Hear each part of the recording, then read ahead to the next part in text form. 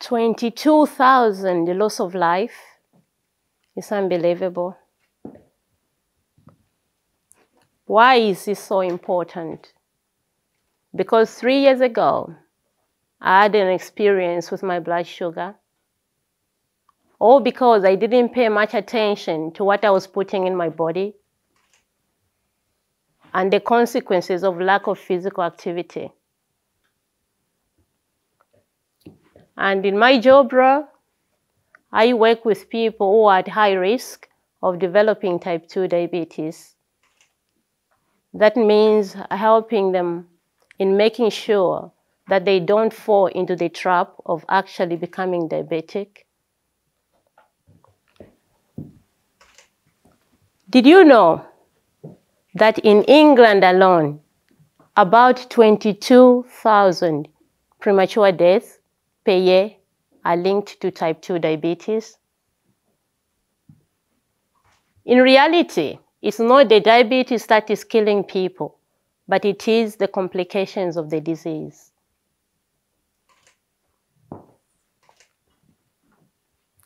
Type 2 diabetes can go undetected for many years because the symptoms are not quite obvious from the onset. And by the time it is detected, 1 in 3 people will have already developed complications such as kidney failure, heart problems, retinal issues, which could lead to blindness, nerve damage, which could lead to amputations, stroke, and many other complications. And to actually treat these complications, it costs the NHS just around 8.8 billion per year.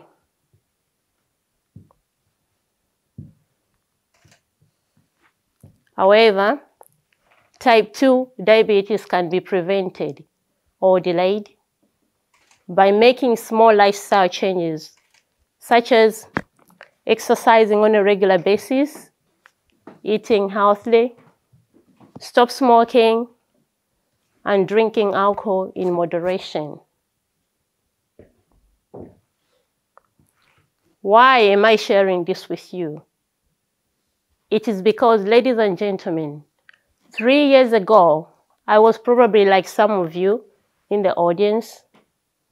But when I got that message that my blood sugar was going up, I had to make drastic changes.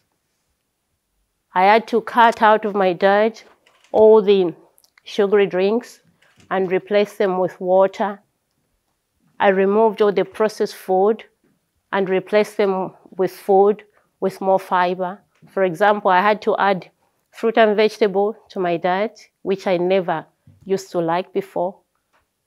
And I had to swap white bread for wholemeal bread.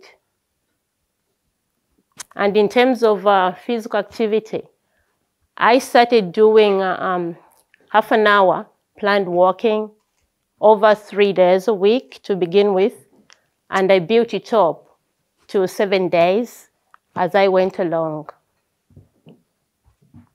And in the process of doing this, I kept my food diary and I kept the activity diary, because research shows that when you write something down, you are more likely to follow it through, and it also helps in the self-monitoring purposes.